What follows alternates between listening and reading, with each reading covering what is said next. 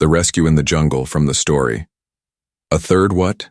Alien girl's unusual anatomy leaves the human speechless. The jungle was alive with strange sounds. Huge trees with glowing blue leaves stretched high above, and mist rolled across the moss-covered ground.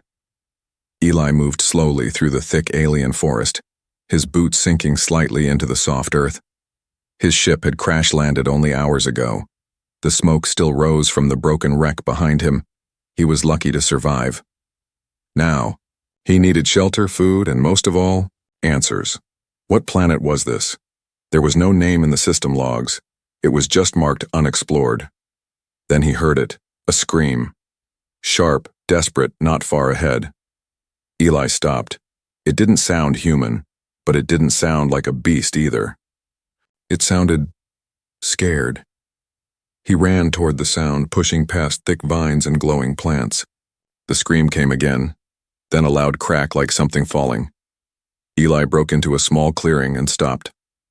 There, pinned under a large fallen tree, was a girl. Not human. She had lavender skin, long silver-white hair, and glowing lines on her cheeks like bio-tattoos. Her eyes, huge and violet, locked onto his.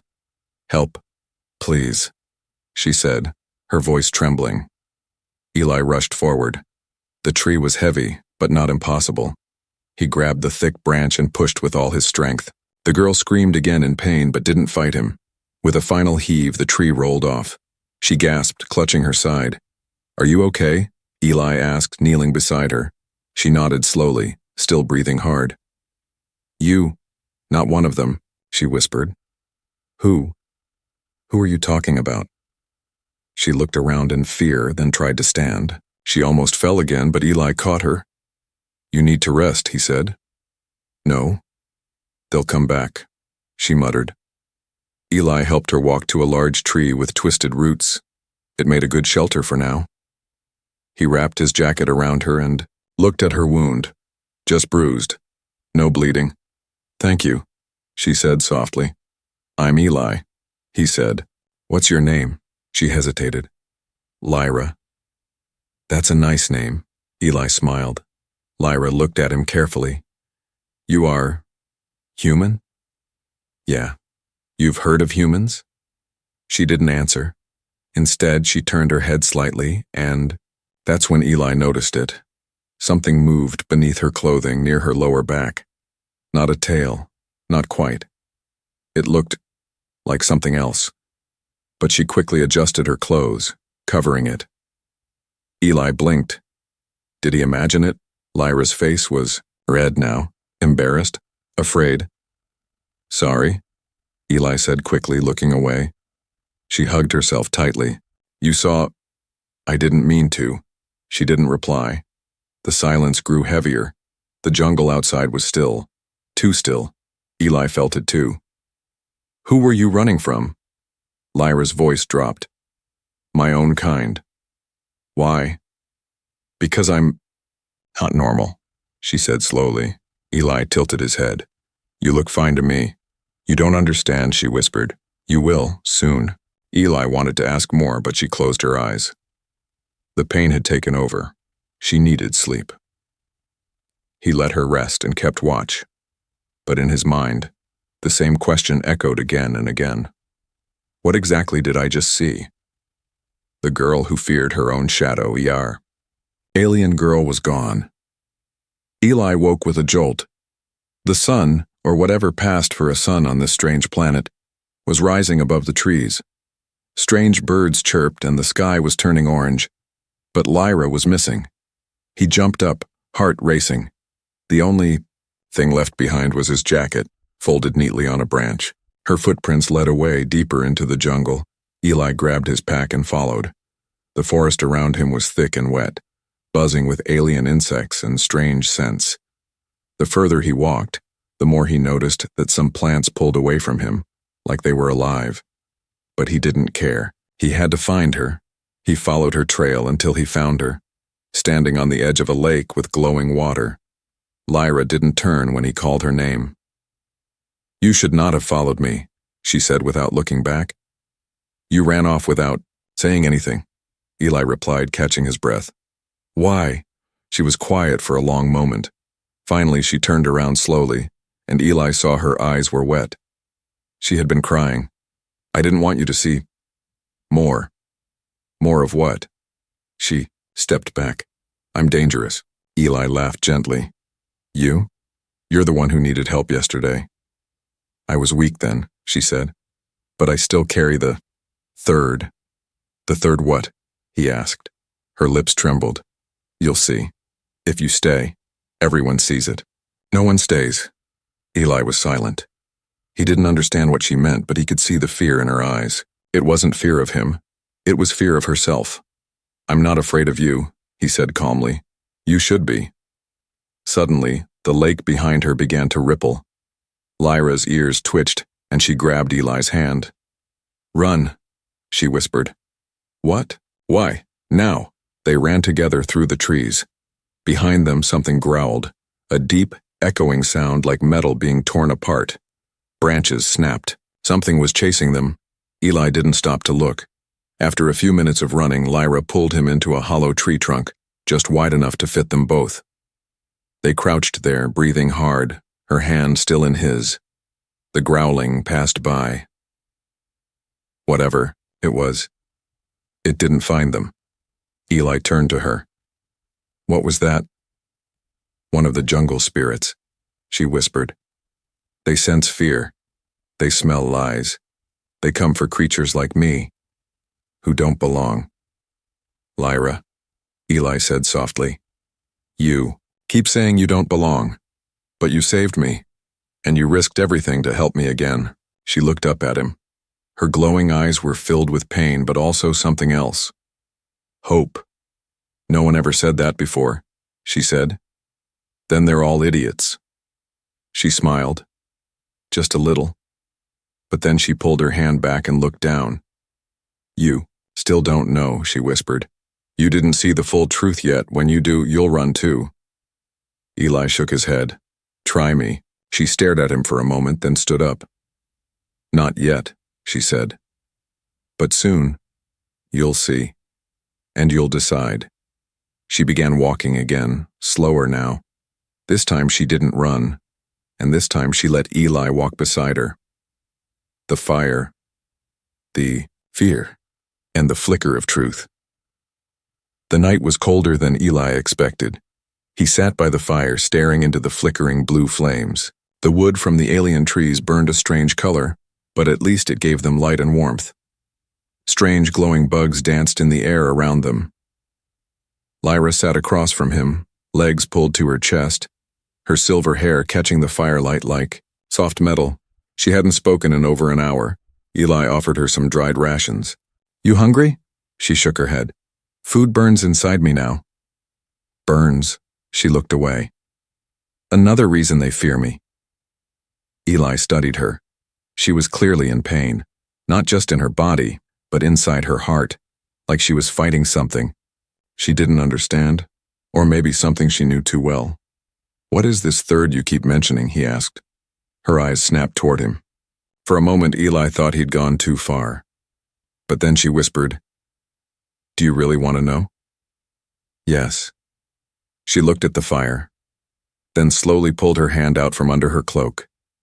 There were tiny glowing symbols running up her wrist, like veins of living light. Eli leaned forward, amazed. It's part of what I am, she said. We are born with 3 forms inside us, not 2 like your species, not male or female, not just one mind. The third is different. Eli was quiet, trying to understand. So you're, what, a mix? No, she said. I carry the third inside me. It's sleeping, for now. Sleeping? She nodded. But when it wakes, I won't be me anymore. The fire cracked. Eli didn't know what to say. It sounded like a second soul or maybe a dangerous personality. Was it a mental condition? A transformation? Or something alien beyond human knowledge? Before he could ask more, the jungle around them went silent. Lyra's eyes widened. It's near again. What is? The spirit beast, it follows me, it feels the third Waiting. Eli stood up slowly, grabbing a branch sharpened into a makeshift spear. A low growl echoed through the trees. Leaves rustled. Something heavy moved between the trunks. Then, a pair of eyes appeared in the dark. Not one pair. 3. Glowing like dying suns. Lyra didn't move. The beast stepped closer, revealing a long, snake-like body with armored limbs and no mouth. Just gills on the side of its head flaring as it sniffed the air. "It won't attack you," Lyra whispered. "It came for me." "Then it came for the wrong girl," Eli said. He stepped in front of her. The beast let out a hiss, but didn't charge. It circled the camp as if unsure. Its gills flared again. Then, it stopped. It stared at Eli. Then, it backed away into the trees. Gone. Eli turned, stunned.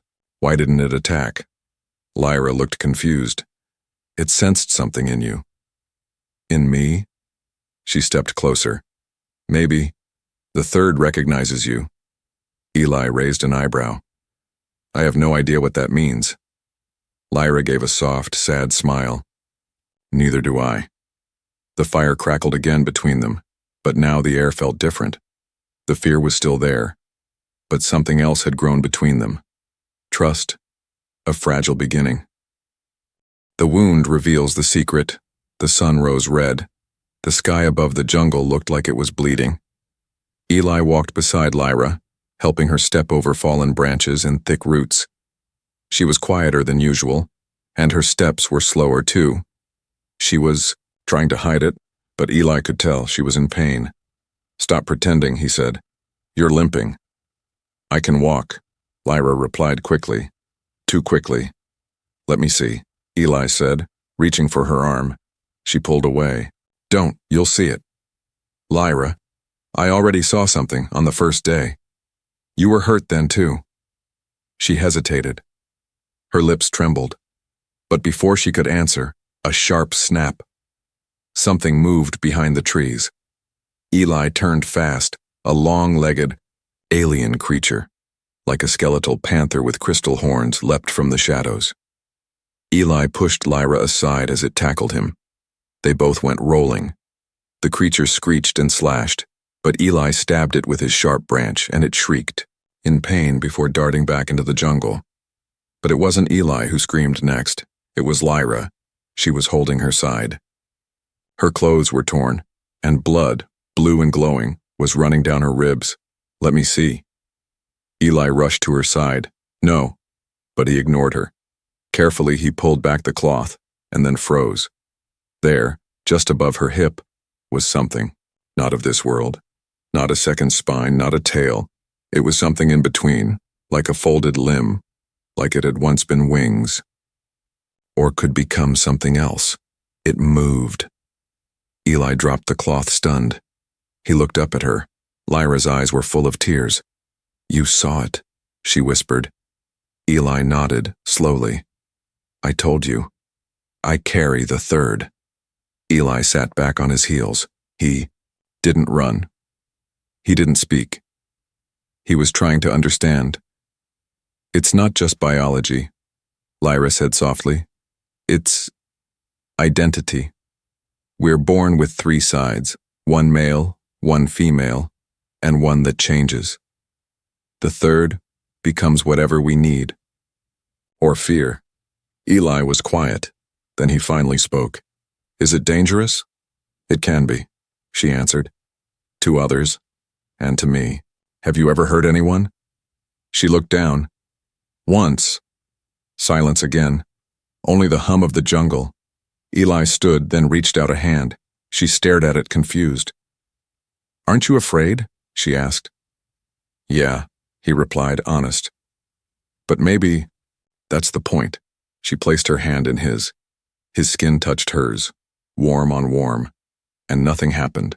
No explosions, no screaming. Just 2 people sharing the truth. Eli smiled. "Well, now you've seen my reaction. I didn't faint." Lyra laughed through her tears. "You're strange." "Thanks. You're weirder." They walked on, slower now, but lighter. The secret was out. But the consequences hadn't arrived yet. You think I'm disgusting? They found shelter inside a hollow stone cave. The walls were covered in glowing moss that gave off a soft green light. Water dripped slowly from the ceiling into a small pool. Outside, the alien rain began to fall, thick drops that shimmered like liquid crystal. Eli and Lyra sat near the wall, their backs resting on cold rock. She hadn't spoken in over an hour. Her eyes stayed low, her arms wrapped tightly around herself. Eli had tried jokes. He'd offered food. Nothing worked. Finally, he spoke the truth. You've barely looked at me since yesterday. Lyra flinched. Because I know what you're thinking. What am I thinking? She looked at him now, her voice shaking. You saw my third. You saw the truth, and now you're just being kind because you feel bad. Eli frowned. That's not true. It is, she snapped. I saw your face. That moment, your eyes changed. You were shocked. Of course I was. That doesn't mean I think you're disgusting. But I am, she said, voice rising. To my own people, I'm cursed. To yours, I'm a monster. Something in between. Something broken. Not male, not female, not complete. Eli didn't respond right away. Instead, he stood up and walked to the pool of water. He looked at his reflection. I've seen what humans call monsters, he said. They don't bleed to protect someone. They don't cry in silence. They don't run from danger to keep someone else safe. He turned back to her. But you did all of that. Lyra's eyes welled up. You think I'm brave, she whispered. I think you're more than brave. She looked away again.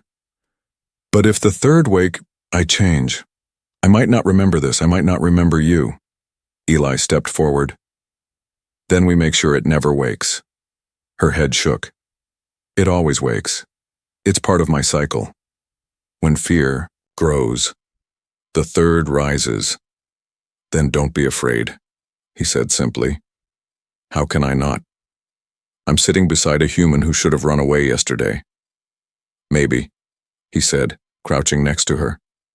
You're sitting beside the only human who understands what it feels like to be something in between. She looked confused. You? Eli gave a small, sad smile. I was raised to be a soldier, but I hated fighting. I studied medicine instead. My father called me a coward. My unit said I didn't belong. I wasn't tough enough for war, not soft enough for peace. He met her eyes. I know what it's like to not fit in. A silence fell over them, but this time it wasn't cold. It was soft, warm, real. Then slowly, Lyra reached forward and placed her glowing hand over Eli's. She looked at him, tears sliding down her violet cheeks. I want to believe you, she whispered. But I'm scared. That's okay, Eli said. We'll be scared together. Outside, the alien rain slowed, and inside something else began to calm. Not the third. Not yet. But Lyra's heart. For the first time in her life, someone didn't run. You're beautiful. The night was quiet, but not peaceful. Eli couldn't sleep. Not because of danger, not because of the cold, but because of her. Lyra sat by the edge of the glowing pool in the cave, her feet in the water, her silver hair falling over her face like a curtain. The green light danced softly across her skin. She was humming something in her own language, a low, haunting melody. Eli watched her from the other side of the cave, heart heavy. He didn't know when it happened. Maybe after the third was revealed. Maybe before. But something inside him had changed. He no longer saw an alien. He saw Lyra. Just Lyra. She turned slightly, sensing his eyes. You're staring, she whispered. Sorry. It's okay, she said, not looking away. You always stare, like you're trying to find something. Maybe I already found it. She blinked. Eli stood, walked slowly toward her and sat beside her at the pool's edge. You don't have to say nice things, Lyra said, voice soft.